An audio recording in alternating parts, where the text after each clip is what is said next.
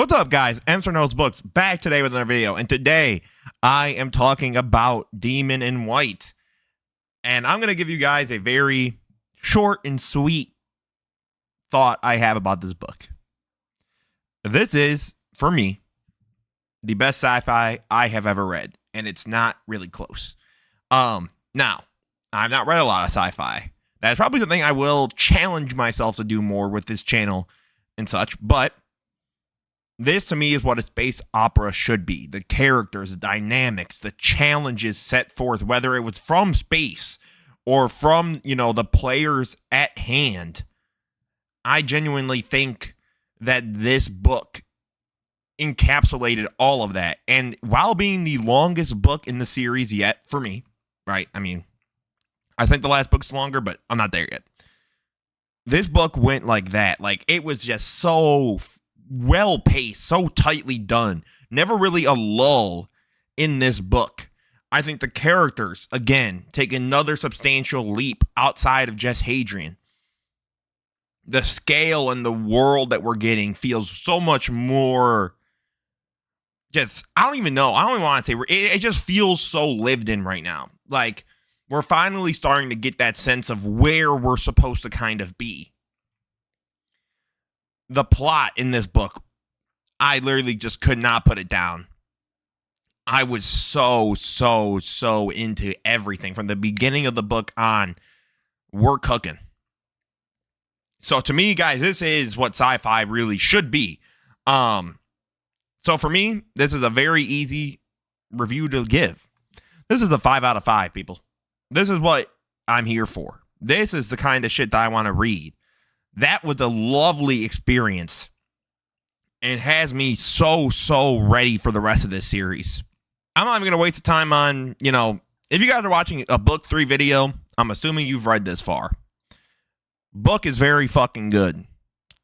And you're going to now get my live reactions to everything in 5, 4, 3, 2, 1.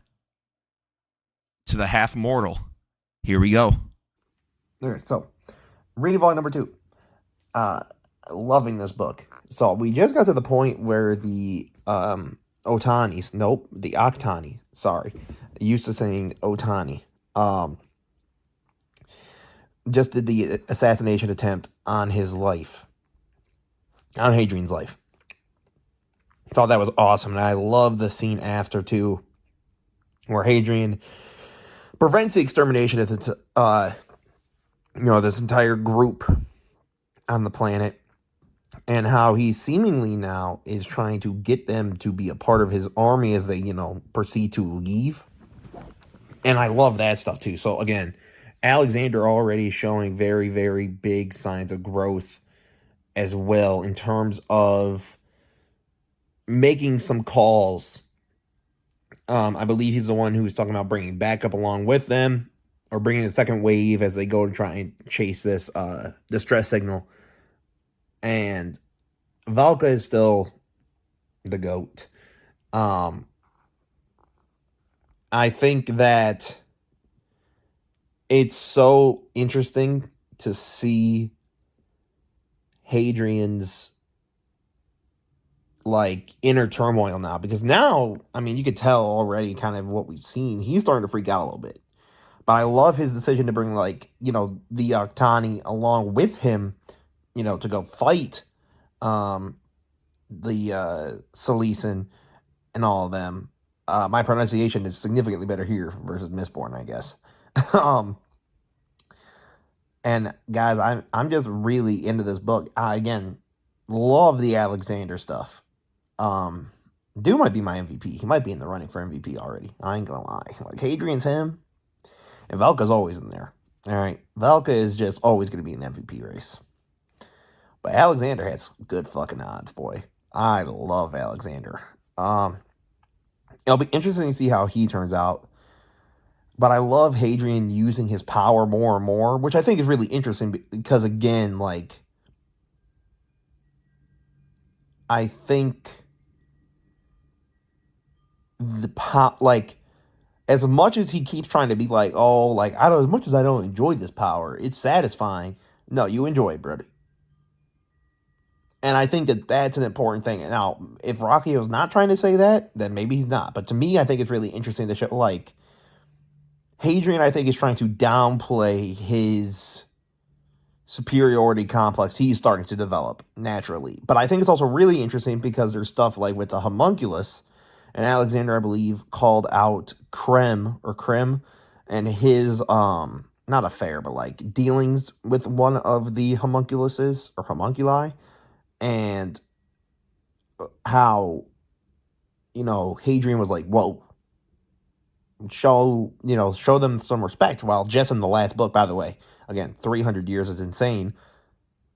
The maturity of Hadrian, I think, is really, really, really good. Like showing his growth of like, hey, like we have to respect these people. Like they have the same kind of genomes and all this stuff. I think it's really interesting. I think Hadrian is really in line for a really, really great character arc in this book. I'm curious where they go with it now that I think the paranoia is probably going to get to him. But guys, we are so locked in. This shit is cooking. Holy shit, fellas. I am about 200 pages in. I do have my physical copy with me now. We just met Ubalu. I don't know. C. Olsen, fucking one of the white hand, bro. This shit is it's like Dead Space, and I'm a wuss. I don't play horror games, but like them going through the ship reminded me of like playing Resident Evil 2 when you're in RPD and you're walking around and it's all dark and you barely have any light. Oh my god. And the Olsen coming from, oh my god, it was so cool. Dude. Rockio's doing a really good job of that, like horror through suspense and horror through like just how like fucking huge these creatures are. And now Hadrian trying to talk some smack. Oh my god. And dude, I think this is so cool. Like the picture in my head of what's going on. And like every time like hearing the steps. Oh. Oh my god, this is so good. Like this is one of the white hand, I guess. One of the 6. Um so I'm really, really curious of what the end game of this is. Shout out to Cade and the boys, man. Like they're out there in the fuel depot or whatever. That shit's gonna go south. Um, but it's so cool seeing like Hadrian be this like leader in person. I think it's really interesting too. So up to this point, right? There's a scene where they're on the bridge of their ship, and they're like, Hadrian hates how passive he has to be as a leader, but there's this idea of trust which is being echoed throughout this book a lot. So far, the major themes are leadership, trust, and respect. And like how those 3 things are essentially having to be combined to be effective. And I think it's really fucking good. So yeah, Balu showed up and he's like, you disappoint me. And oh, guys, it's gonna be so fucking good. This showdown, I'm very afraid.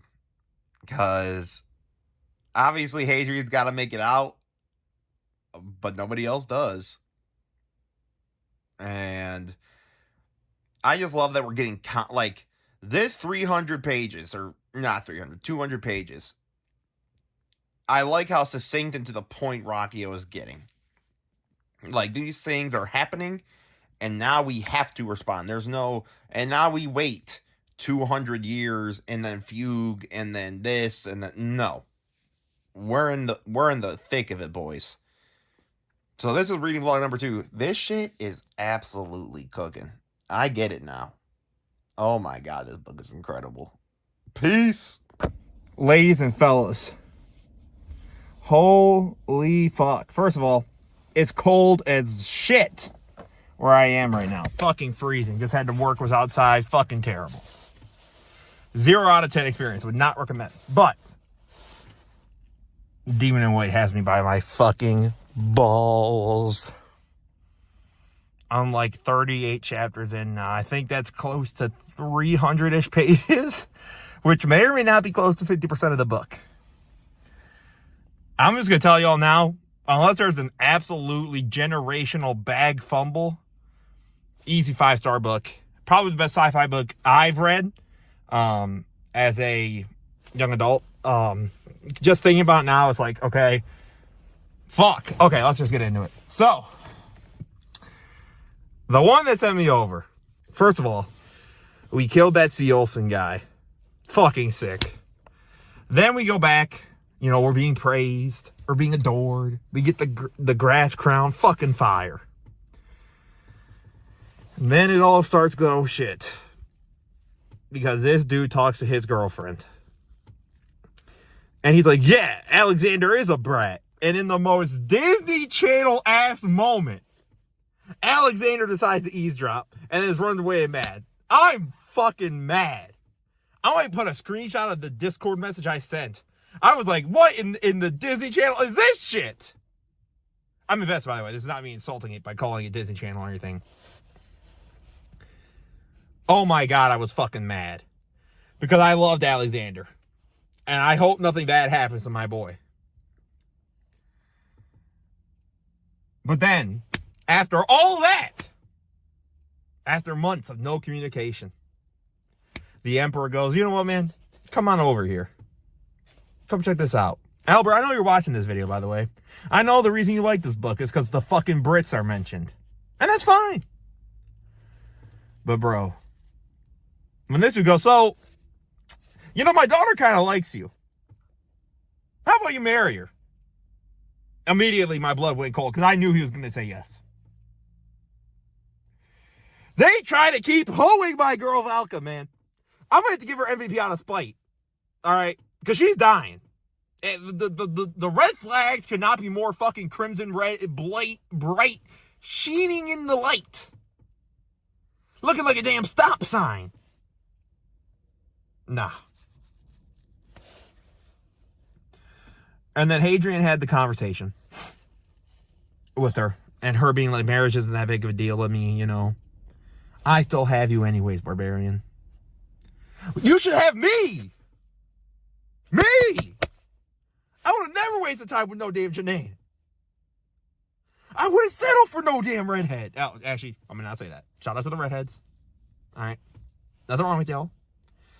But when it comes to me and Valka, I mean, I got to make a choice, dog. This book.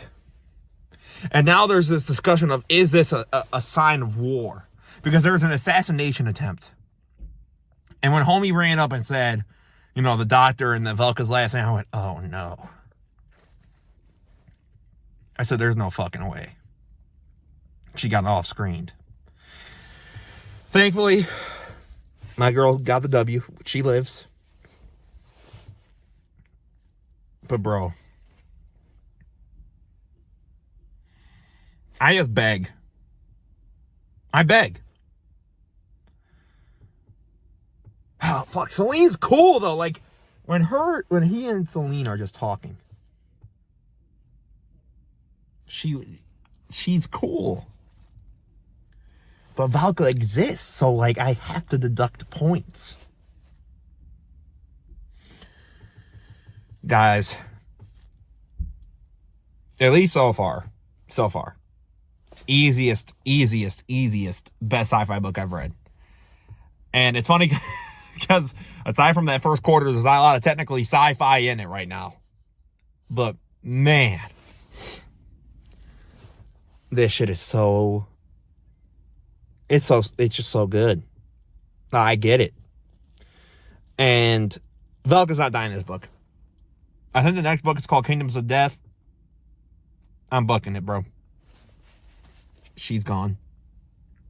Either that or Ash of the Man. She ain't making it the last 2 books. Ain't no goddamn way. And I'm curious what this marriage with Selene will do for the future of Hadrian and his influence and his power. And I do love, too, the Emperor is like, this is the one room in the entire, planet or whatever, or the castle, whatever it is, that is not monitored. And he's like, yeah, we sent you on that task because people thought that you were a threat to me. I was like, oh, shit. Oh, guys, this book, elite. I'm damn near halfway through. It's been 2 days. Or I guess it's a day 2. Fuck, it's so good. This book is elite. Reading volume number 2. Cold as shit, but the book was so fire. It warmed me up a little inside. Peace. Fellas. Half mortal. Oh my god, that was fucking sick. So, okay. I'm just about to be on chapter 50, I think, or on chapter 49. So I'm like 400-ish pages in. Again, churning through this book. Thoughts. So, Valka had a hit.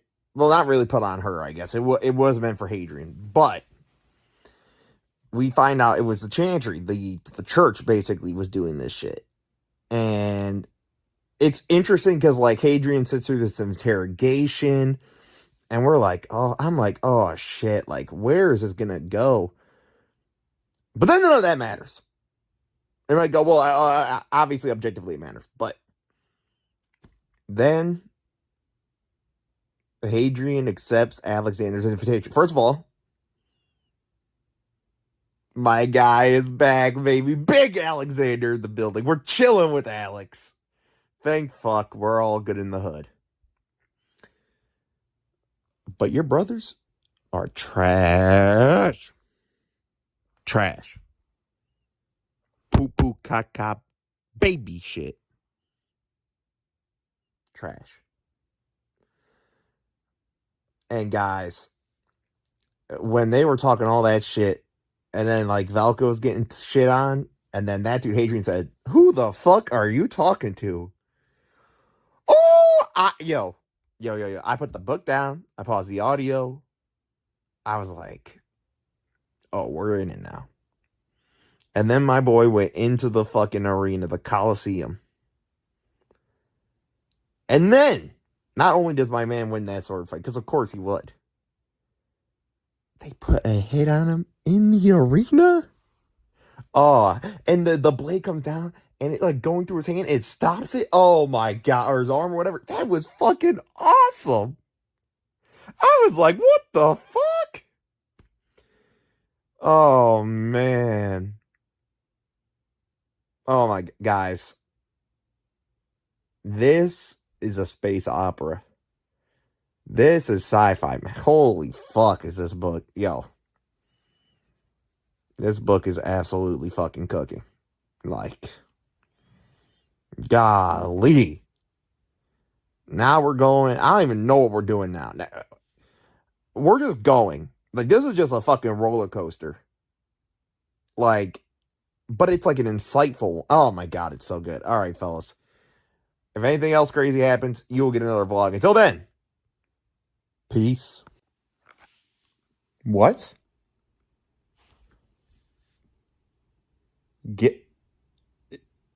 Gibson's just chilling?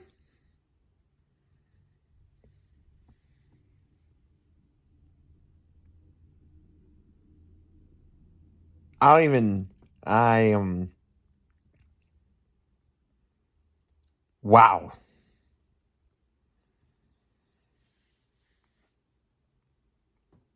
Holy shit, Gibson's a lot. What the fuck? This is peak, fellas. Okay, guys, so we binge a lot more. I'm probably going to finish this book today. I've got like 2.5 hours left on the audiobook. I'm on chapter like 75? 4? Okay, but basically here's what we've been at this library. Obviously Gibson's alive, which still blew me. Oh my god, those moments were so wholesome with him and Hadrian and seeing the growth and the change. But then we talked to Horizon and we figured out basically that, like, they had that chip underneath. And I was like, I ain't gonna lie. I thought the Brethren was way cooler. Like, the Horizon still has interesting questions, but I was kind of just like, I don't know. But then, they found this map or whatever, and they went to this one planet and they named it. I forgot what it was named. I'm sorry. I was just so locked in with what was going on. So they fly over there, and there's this fucking tower thing that if you cut it, it'll regrow. But if you cut it yesterday, it would grow today because basically time works in like reverse. That shit was crazy. I was like, what in the fuck is happening? And then the shit happened. Hadrian had another vision or dream or whatever. And basically, he saw himself blowing up the sun. He basically learned from the quiet, like the Seolson have to go to the quiet can return or be born in the future. And I was like, what? And now, they're showing him futures where like everyone's just fucking dying. And I'm like, what? And that to me is like the craziest thing. And then off of all that, Hadrian basically tells like the Seolson, like, he gives his word, like, I'll take care of it. Like, I'll do what I have to do. And now it seems like he can see into the future, into different dimensions or versions of him. Because he's talking about he's seeing versions of him on the throne. He's seeing versions of him where he's just dead. But then my man made a power move. He's like, guys, okay, I had a vision. It was so funny. He's like, I had a vision, guys. We gotta go to this planet. That's where the sea also will be. And they're like, yeah, okay, whatever, Adrian. You think you're really a prophet? This fucker takes his gun, shoots himself, and you see death be defied. It's just like the aura. Then we land on this planet. We see some of the homies. We lost one homie. I forgot her name. Not gonna lie, didn't really care about her. Didn't don't remember her at all from the first two books, or what she's done enough for me to care. Guys, Velka's dying in this book, I think, because she gave him the thing, the pharmacil or pharmacile, whatever, which is basically like her way of like giving him like the deepest sign of love. And she was like, and he was like, we held each other like this for the last time. And there was another one too where it was like, those are famous last words. And Hadrian, like, from the future writes like, but they weren't for me. But he was with Valka. I was like, excuse me? What do you mean not for me? Valka's there too, Holmes.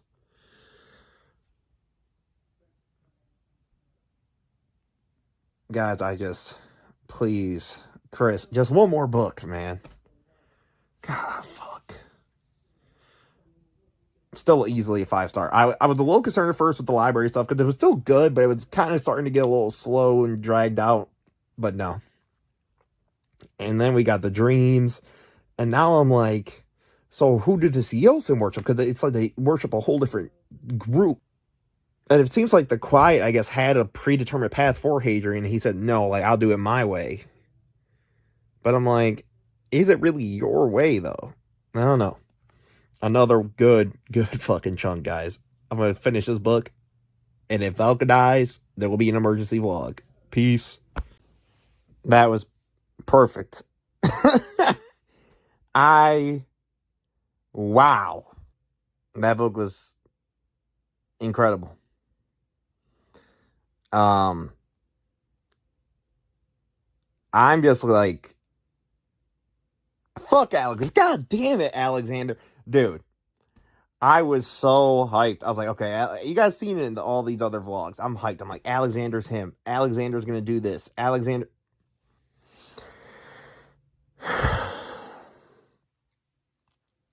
Bro, first of all, the fear he has of Hadrian and like his clout is very understandable. Kind of. Well, it's weird because like I think they said he's like the 100-something son, so it's like you're not even. The dude's jockstrap could fall down, and it would be closer to getting to the throne than you. But I think, oh man, that whole ending sequence where now he seems to be able to tap into different versions of himself and sort of mesh those realities is so fucking cool. Like, I really, really, really, really, really love that. And I like, though, that it doesn't seem to completely negate stakes because, again, he does get fucked up in this comic. First of all, okay, I'm sorry, guys. I'm all over the place. I fucking love this book. But what I was going to say was the big giant, I forgot his fucking name, but that dude is Mr. X. If y'all have played the Resident Evil games, maybe I'll even pop it up on screen here. Mr. X fucking chases you, and that's what it felt like at the end with the ship. Yo, that dude was fucking going after him. First of all, Udak, rest in peace. Listen, I had a lot of respect for you. You didn't do shit the rest of the book, but I respect you. And you went out like a man. And that whole thing, too, with Hadrian being like, and he went out like a man. Awesome. Alexander, you're a bitch. You failed me. Okay? Shooting that laser at my boy. Who the fuck do you think you are? And then, and by the way, Velka lived, baby. We fucking, bro, when she hit the I love you and he hit the you're not wrong. Yo, my man hit the fucking Han Solo. He knew what he was doing. Oh my God. So now Hadrian can't keep the not like fuck. This was awesome. I love this book and easy 5 out of 5. But future me, I'm sure, is going to give more in-depth thoughts, the awards, all that stuff. Thank you all so much. Enjoy the rest of the review. Peace. And we're back. I'm sure you guys had a lot of fun with my reactions for this one. I think overall there are very few negatives I have about the book. One is the battle scenes at times I do think got a little dragged out, and now I do want to be transparent. At times, for me, regardless of the author, I tend to sometimes zone out with battle scenes. I just think it's me as a reader, even when I'm reading, like, whether it be audiobook or physically reading it, sometimes I just kind of start to, like, skim / like, okay, whatever. And, like, there are still cool moments, and I still appreciate it for what it is. But towards the end, the extended battle sequences at times got a little just hard for me to zone in and really just completely focus in. But guys, I mean, this book was fucking excellent. I want to shout out my guy Kevin here because we had a conversation about this book because he's actually been buddy reading it with me. That's my guy. That's my dog, Kevin. We were talking about the idea of there having to be more consequences. For example, like with all this space travel going on, right, and all this time passing, it seems like a lot of these characters remain stagnant outside of the crew. So what I mean by that is like they'll go back to form after 20 plus years, but everybody seemingly is acting damn near the exact same as when they left. And I get it. Part of it is these people are Palatine, so like their aging isn't necessarily as like meaningful as ours, right? So like 20 years for everyone watching this video, we're all going to be substantially different people in substantially different situations. Versus a Palatine where, 20 years, if they're 40 or 60, that's the equivalent of being like damn near 15 for them because they're living to be 800, 700, 600 years old. It's just not the same. But I think this book did an incredible job at setting the stage for Ruocchio to introduce consequences because I do think the reality tapping power seems really fucking cool. But I am concerned and hoping that we give limits to it. Because it is kind of at some point like, so if he could just kind of be like, I want this aspect of this reality, I want to go to this aspect of this reality, and there's no like ramifications, that's when I think things get a little bit weird to me. But that's just me. Then, the pros and the awards. So let's start with our awards. I actually wrote out a document now for this because I've got a couple of awards. I've got some new ones. The MVP of this book, I'm going to give our top 3 candidates. Obviously, Hadrian Marlowe is in the race. No dur. We got the boy. Cut that. We've got my glorious queen, Valka. And then the third place has kind of been a mishmash. You know, the committee, we've had a lot of names. We got Gibson. We got Paulino. Alexander the Emperor. We even have some of the Cielson. But ultimately, the committee decided this award was too easy to give out. It's Hadrian Marlowe. Back-to-back MVPs. He's on a run. He's picking up. He's cooking. The Rookie of the Year award was really a 2-man race, 3-man race-ish. We have Alexander, the Emperor, and Lorien. And the committee decided we wanted to give a little bit off potential. Stat lines are similar for a lot of these rookies. But we decided that Prince Alexander was the Rookie of the Year for this book. Now, I get it. I've heard a lot of cool things. Well, not a lot of cool things. Like, no one spoiled anything. But, like, I've heard, like, the Emperor is so cool and crazy later on. But we go off what we see right now in these games. I ain't talking about no future season. I'm in the right now. And right now, I loved every second Alexander was in this book. And I would make the argument that Hadrian was actually relatively a pretty damn good mentor when he could be. Because I think it's unfair what some people do. So, for example, they go, well, I was hoping he would be more like a Gibson. Well, Gibson also only got to worry about Hadrian and be a glorified babysitter. Hadrian had to be a mentor for Alexander while dealing with the Cielson and the Quiet and the Emperor and assassination attempts. So how is he going to be 150% locked in on mentoring Alexander to be this great leader? And I believe the lessons he taught Alexander already showed themselves.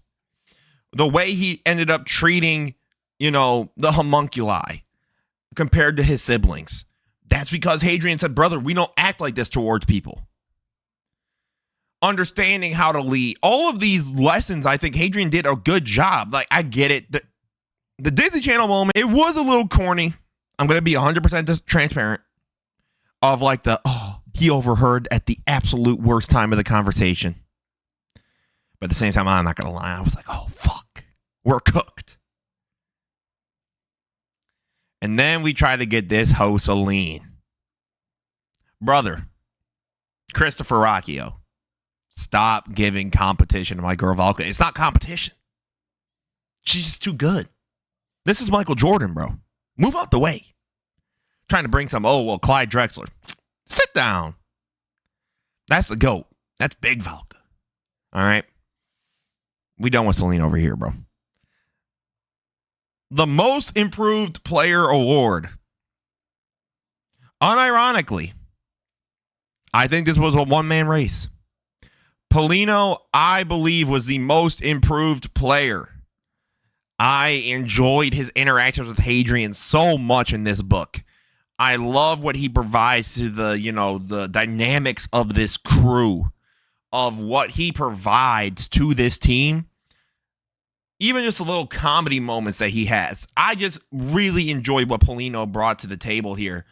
And I think it's a significant upgrade from the previous books, because there was more of a focus on, certain characters in the crew that weren't him. So I think Polino is easily getting my most improved player. And then we're introducing a new award. Now, this one is not basketball related. This one is just book related / series related. And it's called the Momentum Changer Award, where the series / book kind of went to a different gear. And I was able to go, oh, this is something that's affecting. And Chapter 70 is the easy award winner of this book. Once we got this vision, or visions, and Hadrian is seeing him blow up the planet. He's this is right when he's able to then obtain this reality tapping into, I guess, power, however you want to call it. I don't want to call it reality hopping, because it's not like he's going to a whole different universe and inhabiting that Hadrian, but being able to tap into those different things. And I thought that was just so cool. That kind of stuff, to me, the lore and the mysticism in sci-fi can be so unique and excellent. And I loved every second of it. But I think it took the scope of this, this series, this future, to a whole different stratosphere. Now we understand, the Cielson are worshiping these Watchers. And Hadrian has practically taken the side of the quiet. And now we know this choice to eradicate billions is basically the choice Hadrian has to make. And then you have the interesting question of, what are the quiet? Are they a machine? Are they God? Are they super AI? What are they? And Hadrian basically says, I will make the decision, but you've got to let me make it my way. So it's interesting because, again, I think there's this very fun question of agency in these books. Of Hadrian is destined to get to this point. So is he really a free actor? Is this free will, or is he still kind of just fulfilling what the quiet have set him to do? And then we've got the sixth man of the year. Doesn't get a lot of screen time, but when he gets it, he's cooking. And the winner is, hold on, everybody. His Imperial Radiance, firstborn son of Earth, guardian of the solar system, king of Avalon, lord sovereign of the kingdom of Windsor and exile, prince imperator of the arms of Orion, of Sagittarius, of Perseus and Centaurus, Magnarch of Orion, conqueror of Norma, grand strategos of the legions of the sun, supreme lord of the city of forums, North Star of the constellations of the blood Palatine, defender of the children of men, and servant of the servants of earth, Emperor William the 13th event. The Emperor, bro, he's him. I still remember that scene when he basically got Hadrian to take Selene on as his wife. Still one of the funniest moments ever, because this dude Hadrian's like, sir, I know I said that shit about your son. He's like, dude, yeah, he probably is a bit of a dweeb, ain't he? We can move on from that.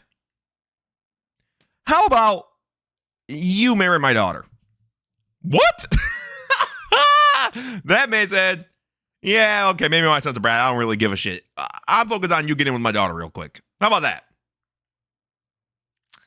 Awesome. Every second the Emperor was involved in this book, you could really just feel the gravity he has in these situations, the pull that he can have. Incredible. Just remarkable. The positives of this book, I think, are incredible. The pacing was by far the best of the series so far, because I think Howling Dark, even at the beginning, was a little slow. Empire of Silence got into some lulls in the middle half, or in the middle stretch. No, not with this book. Even when you got to the library, you could argue there's a bit of a lull, but even then it was but you had Gibson back, and you had this crew, and you had all of this stuff. And it's just damn. There was really never a moment that you were bored. Ruocchio, you cooked up. This book, Howling Dark opened my eyes to see that this is a series that I probably will love. This book made me go, holy shit, this series has a lot more than even I could have imagined. So guys, ultimately, Again, this is an easy 5 out of 5. The best sci-fi I have read so far. I don't even think it's close. And I'm going to take my time a little bit before getting the Kingdoms of Death, just because I don't want any other book in this series that for me to immediately compare it to this book. I gotta try and have the Kingdoms of Death stand on its own merit as Kingdoms of Death, and not go, well, when compared to Demon in White. By the way, I love the choice that Demon in White is Hadrian and not the Emperor, because again, like when you look at the cover of the book, it's literally the Emperor sitting there in all white with the throne that's all white. Instead, it's Hadrian. Oh, so good. You guys, I fucking love this series, and I cannot wait to get to the next one. Let me know what you guys think. Who would you give awards to? If you got this far, I appreciate each and every one of you. As always, this is Answer Knows Books. Don't forget to leave a like, comment, subscribe, and have a beautiful rest of your day, guys. Peace out.